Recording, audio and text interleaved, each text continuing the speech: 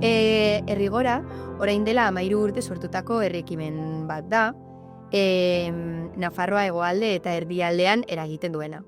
Bi ardatz edo lantzen ditu, elikadura burujabetza eta euskera.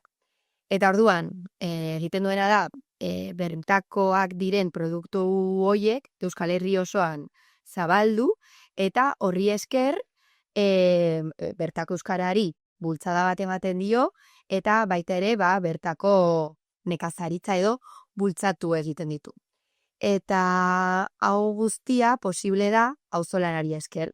500 gune inguru ditugu Euskal Herri osoan maratuak, eta hau posible da gure sarekidei esker.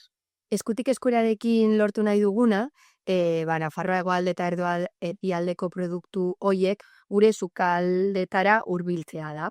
Eta orduan egiten duguna da, produktu hauek tamaina handian edo lote handietan eskaini, urte guztirako erosketa egin ahal izateko, eta gainera hauek guztiak jatorrizko prezioan eta euskaraz etiketatuak eskaintzen ditugu. Errigorako produktuak errigora.eusen lortzen aldituzue martxoak 18 arte.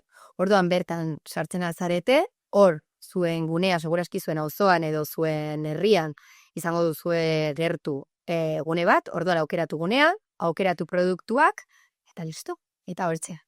Gure produktu guztiek errigora balioak zigilua dute. Zigilu honen bitartez zerbatzen ditugu 4 balio. 4 balio hauek badira euskara, ekoiztetxea euskara plan bat du eta noski produktuak euskaraz etiketatuak daude. Auzolana, ekoizleak auzolanetan parte hartzen du.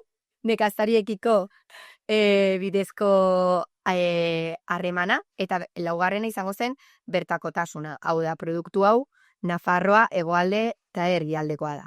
Euskararen bitartez herria egiten dugula oso argi dugu, baina uste dugu elikaduraren bitartez ere herria egiten aldugula.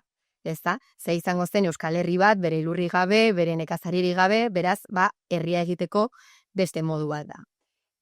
Adibidez, gure eskaintzaren atzean, 900 nekazari baino gehiago daude. Hori ez bada herria egitea, ez? Zer izango da.